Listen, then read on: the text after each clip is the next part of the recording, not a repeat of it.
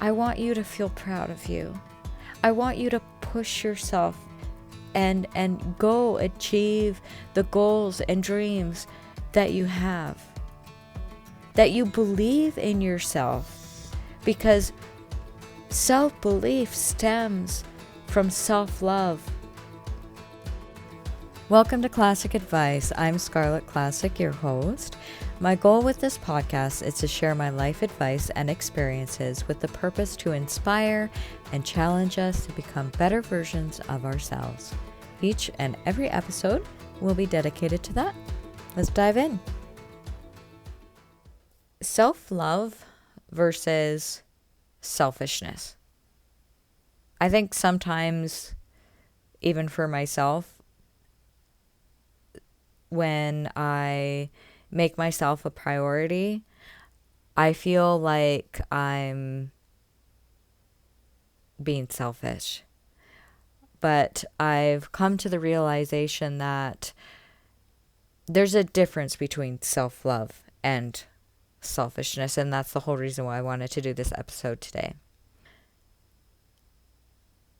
I think I got into the habit of always putting everybody's needs first before my own and not really truly loving myself. Maybe out of fear of being selfish. Could very well be the case. I have a story that I'd like to share with you guys. It's about my horse. When I was a single parent, I got so used to being really, really busy, and single parents out there will definitely know what I'm talking about. There's just so much to do. Yeah. And yeah, so then when my boys would go visit their dad over a weekend, I wouldn't know what to do with myself. The house was so empty and quiet.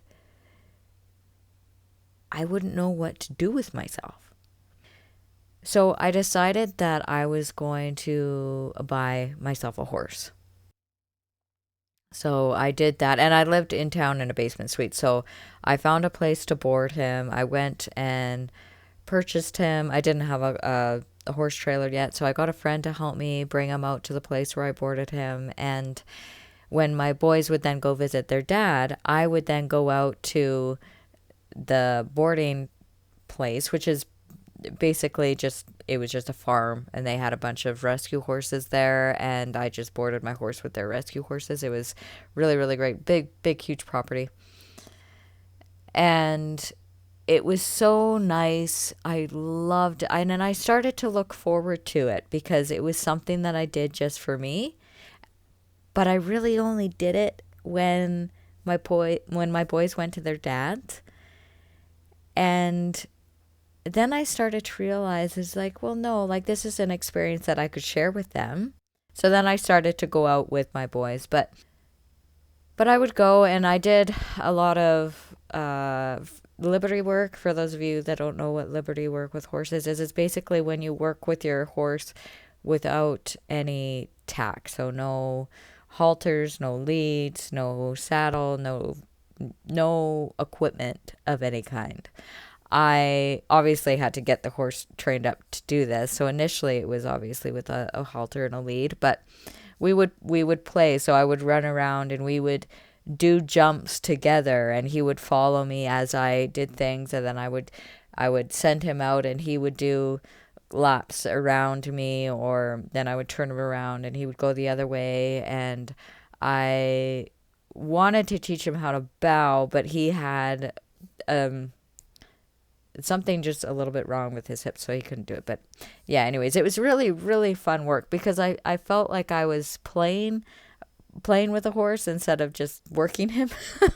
And it created this really, really wonderful bond with him.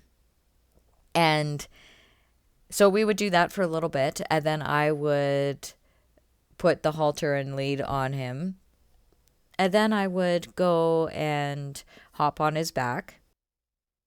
And for the first little while, I would tell him where to go. Typically, we were just riding bareback. And I made a halter and lead for this part that was just kind of like the lead would hook up to the halter. So it wasn't, there was no bit involved, but I had some sort of reins.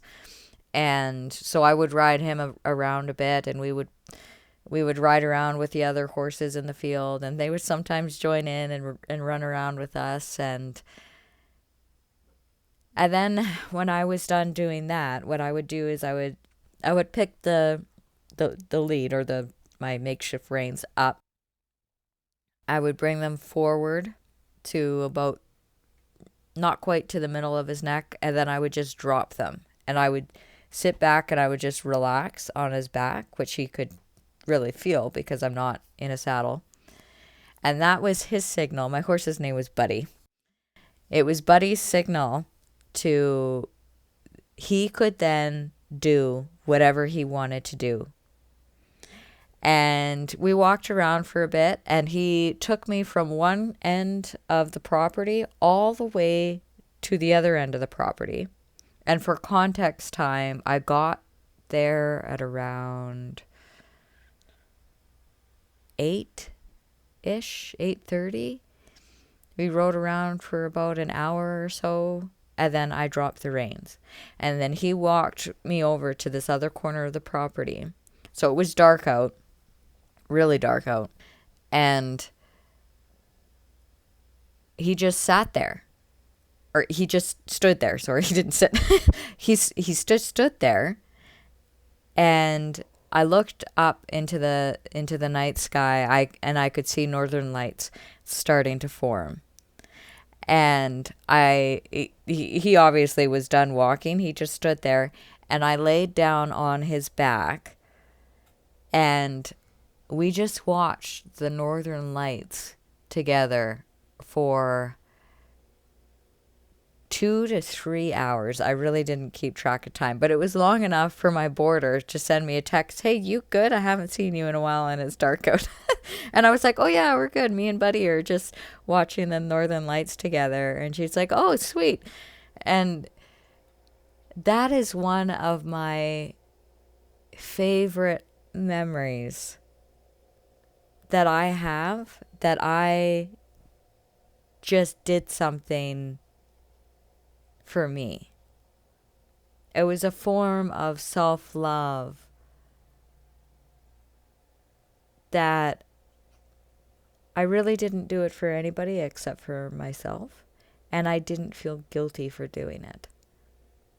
I didn't feel selfish. And as time went on, I started to realize how important those moments are, to take the time for you and to love yourself. And I think that alone time, from being occupied every moment of the day as a single parent to being alone and needing to find something to do, it forced me to find something to do. And it was something that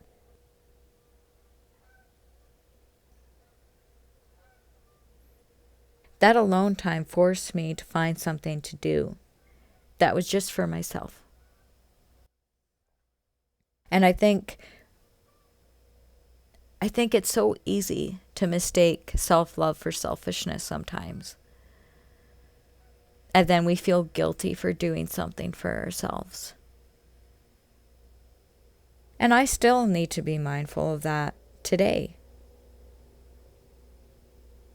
I felt bad for wanting to take time for myself and go downstairs and ride my exercise bike, because I want to get in better shape. And I told myself that I want to go down every second day, regardless of how I feel. And this past week, I've been not feeling very great. I've been a little sick. And I was like, doesn't matter. I'm going down anyway. Even if I just tootle on the bike and I'm not pushing myself really hard, at least I'm going down there and at least I'm doing it. And initially, when I started to do that, I felt guilty for doing it. I think I've mentioned this before on my podcast, that I felt guilty for even going down there because I didn't want to take the time away from spending some quality time with my kids. And then my kids came down with me. So really, I wasn't taking any quality time away from them because they wanted to come down with me and hang out with me anyways. The other thing I find really hard that I think can be mistaken for selfishness is I am terrible at spending money on myself. If I go out shopping, I'll spend all the money in the world on everybody else. But to spend money on myself is so incredibly difficult for me. I'm not really sure. I guess it's because I'm feeling selfish that, well, but this money could be used for somebody else. And I'm so ready to just give it all away to everybody else that I put myself last all the time. And there's two extremes. There's two ends of the spectrum that we can be on. We can be way over to the right and be really, really selfish and not give anybody else our time, or we only do the things that we want to do, not taking into consideration the things that other people want to do, and be really just selfish in our own needs and wants. And then there's the other end of the spectrum on the left where we can be, where I think I tend to be, is giving everything to everybody else and not making me a priority. And that's not right either. There's a happy medium that we need to find, and it's tricky. I'm still learning how to do this myself, but I guess the lesson in the episode that I want to be is, where are you in that spectrum? And what can you do to bring yourself back to that happy medium in the middle? For me, I have to consciously be like, okay, I don't need to feel guilty for doing this. It's important for me to take time for myself and do the things that I really like to do. For example, making this podcast is so easy for me to find the time to do it because I'm not doing it for myself. I'm doing it for you. So for me to find the time for you is so incredibly easy because I love you guys and I want to be here for you guys and I want to inspire you and challenge you. And it does help me as well, this podcast. So it's a give and take relationship because you guys are here for me as well. But when I do something that is just solely for myself, I feel guilty and I need to stop feeling guilty. And if you are like me, you need to stop feeling guilty. You need to stop feeling guilty for taking the time for you. Because you're important too. One of the things that I learned in therapy, he said, if you don't love yourself, you're incapable of loving others. Your cup is empty. And if you don't have self-love, that cup will be empty and you're basically handing an empty cup to somebody. If you love yourself, you fill that cup up. And then when you give the cup to somebody else, you can pour a little bit of what's in your cup of love into the other person's cup and give them love. I think that was something that I really, it was just tough to learn, but it is important to learn. If you're not loving yourself, you don't have the capacity to love anybody else. It starts with you. Everything in life starts with you. Loving yourself first so that you can go on and love other people. In my episode with JJ, I can't remember what number it is off the top of my head. I think it's number 5 or 6. I think it's number 6.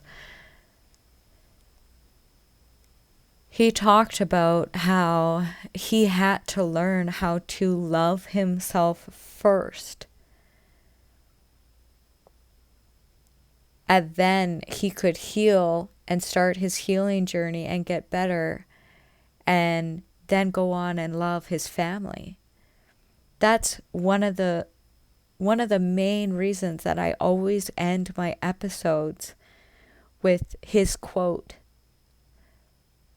because it's so important that we grasp that. And it's one of those things that we need to hear things multiple times in order to really grasp it. So when he says, please pause, love yourself, and be aware of your ripple, that middle piece is so, so important, that we first pause, take a moment, smell the roses, take some time for you, and really love yourself. So that when you pass that cup on, sorry, I'm getting really emotional. When you pass that cup on and you pour a little bit of love into somebody else's cup, the ripple effect that it's going to have is going to be huge. Because then that person has the capacity to keep spreading the love and keep spreading the love. Like I was talking in my episode last week of going through the drive-thru and you paying for somebody else's coffee, and then they get to the window and they do the same thing for the person behind them, and it just keeps going. This is something that I'm working on, is making my own self-love a priority. Doing things for Scarlett because I do love myself. I'm so proud of myself. Yesterday, you know what I did, you guys? I changed the bathroom faucet all by myself. I was so proud. I was so proud of myself. And I love myself for that I'm not afraid to try new things. That Roy was around, and there was one moment that he needed to come in and just make sure that, because our house, like I've mentioned, was built a long time ago, and I was worried that the connection pieces weren't the same thread as the new faucet, and I was like, oh no. Well, here what it was is I was righty-tighty, lefty-loosey, doesn't work upside down. So he checked, he's like, no, they're the same size, just keep at it, keep fiddling with it. And then he left and I crawled under there, and there's two parts when you put in a faucet. You have to secure the faucet with this one plastic piece that you screw on so that it's not like wiggling around everywhere. And when I put, because I took the faucet off for him to look at it to check the sizes. Well, when I put it back on, I had to put that plastic piece back on. And when I did that, I realized I was twisting the other way. One moment. So as soon as I tried twisting on the nut for the water hose part, it went on like a charm. But yeah, I was so proud of myself for doing that. And I really do love myself because I'm not scared of trying new things. I'm not scared to challenge myself and do something that is really way over my league. I'm not a plumber by any stretch. And he helped me with the new drain plug thing. Yeah, anyways. But I do love myself. So taking that time for me, taking time for you to pause and think of the things that you're really proud of yourself for. That's important. Reflect on those things. Be proud of yourself. There's nothing that's not I hope you don't take it as me boasting. I'm not trying to boast about the things that I've done or accomplished or whatever. I'm just trying to express to you guys that it's okay to be proud of you, and it's okay to pause and reflect and take time to love yourself, because that's so important, so that you can go and love everybody else around you. The other day, because I haven't been feeling well, I haven't been getting up at my usual 5 a.m.s to go down and work out. I've been working out after work. Well, it's almost school time, and I hadn't done my school supply shopping yet.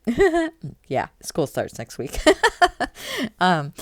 So I came home, I picked up the boys, went back into town, did school supply shopping, did a big grocery run, came home, unpacked groceries, went through the school supplies, packed Riley's bag. Levi went and did his own bag. By the time I got downstairs to ride my bike, it was 8:45 p.m. And I normally try to get in bed for around 9:30 or 10. And I ride the bike for an hour. So it was a late night for me. But I did it anyways, because I was trying to make myself a priority, and I was trying to love myself, be like, no, I'm going to do it anyways. It's okay. I'll have a bit of a late night, but it's all good. I'll have a really good sleep because I'll be tired, and I only have one more day of work, and then it's the weekend. So I'll be fine. But making my own self-care and self-love a priority, I really have been happier. I have more patience with my kids. And like I mentioned before, I'm proud of me. It ripples. It has that ripple effect throughout my whole life and my whole day. And this feeling that I have, I really want that for you. I want you to feel proud of you. I want you to push yourself and go achieve the goals and dreams that you have. That you believe in yourself, because self-belief stems from self-love. If you love yourself, you're going to believe in yourself that you can do this. Can you imagine for me a life that each day you actively plan time or an activity that you do for you? Something that I do every single day that I only do for myself, it doesn't have any real positive effect for anybody else, is I've brought in I use 20-pound dumbbell weight things to lift. And when I wake up in the morning, I do some rounds with them. And then when I come home from work, I do some more rounds in the afternoon. And then right before bed, I'll do another round with them. That's something that I only do for myself, that really only takes max 2 minutes to do each time that I do. Now, yesterday, I did my rounds in the morning, and then I changed out the faucet in the bathroom. And oh man, any plumbers out there, I salute you, because my muscles hurt that I didn't even know I had. Yeah, it's a lot of wrenching and just awkward positions, and it was like, oh. And then I went and did some work outside. So I didn't actually lift the weights in the afternoon and the evening, because I did a lot of physical work just around the house and whatever. But that is something that I do solely for me, because I want to get stronger. Just for me. And it doesn't really take up a lot of time. So what's something that you want to do for you? Can you imagine what that would look like for you? If you consistently did something every day just for you, and it doesn't have to take 5 hours, 2 minutes on a consistent basis that makes you proud of you. Throughout the day, when my muscles are sore today, I'm going to smile because I did something for me. I loved myself. I believed in myself that I could do it. And I did it. A couple times I needed to ask for help, but I still did it. Where are you on that spectrum? Being selfish, being on the far right, and not taking enough time for your self-love, being on the far left. What can you do every day on a consistent basis that you can bring yourself back into that happy medium? Maybe you're spending too much time to yourself, and your kids would really like, or your spouse would really like to have more time with you.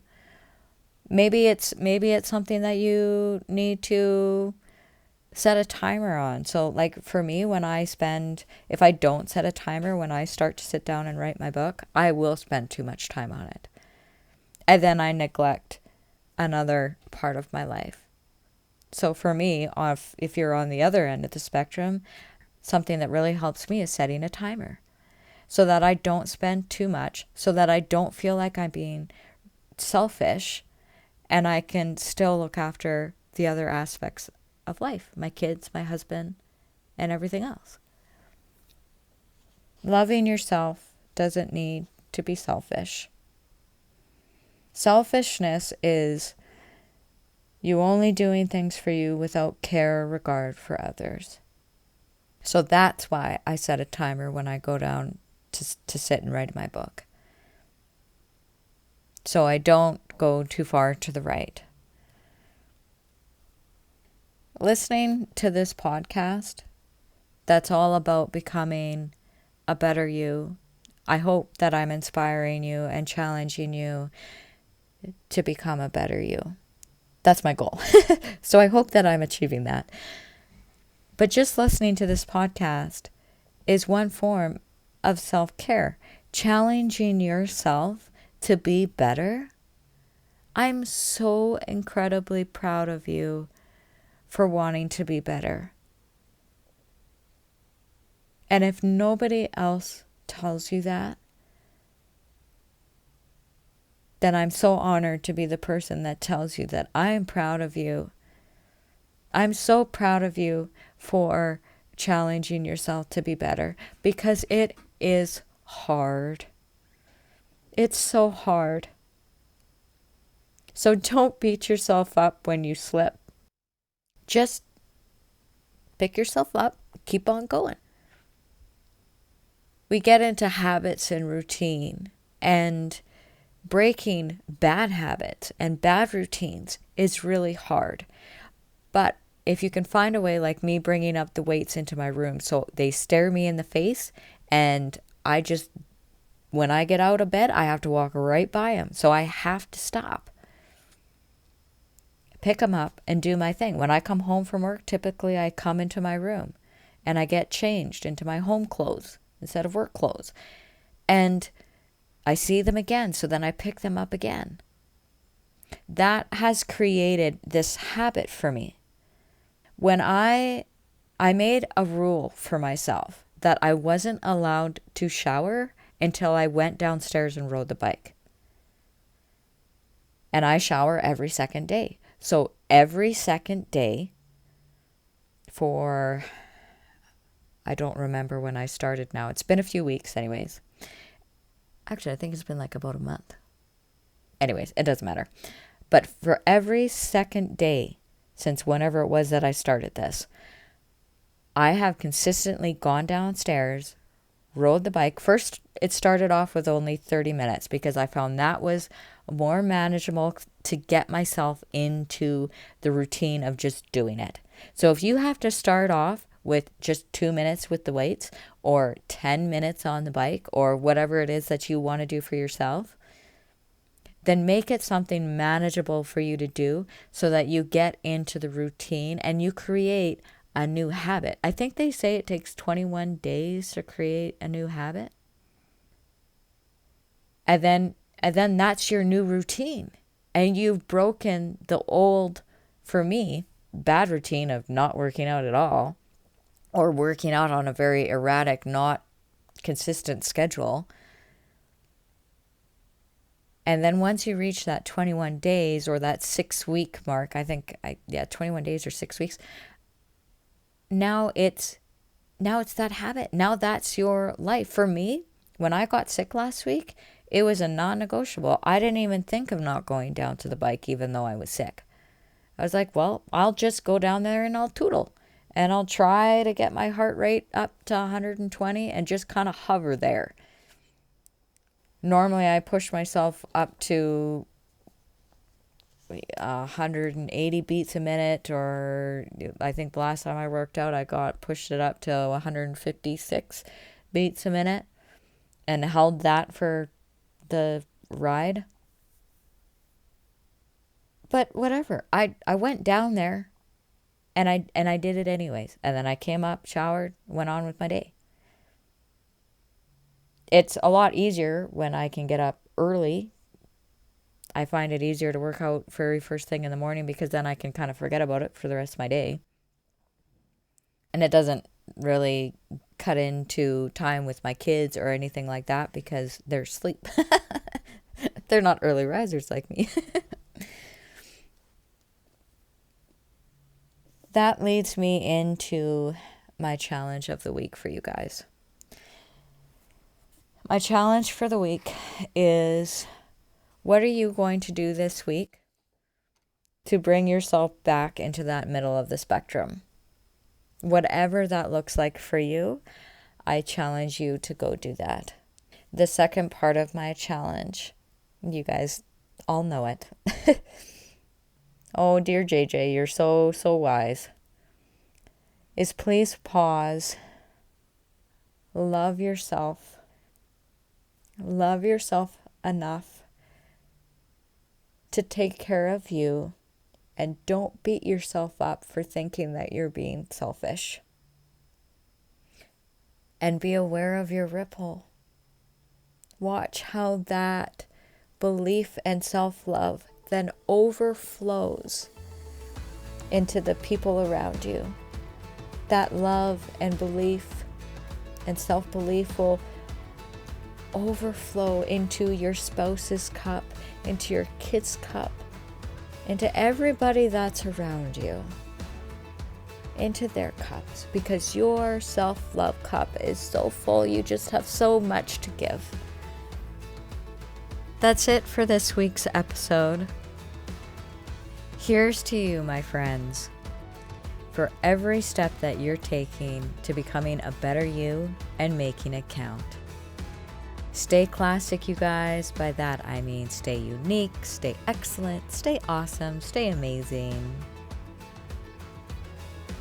Thank you so much for tuning in. If you wish to reach out or help support the show, you can do so on my website at classicchronicles.ca. Till next week, you guys. Take care. Love ya.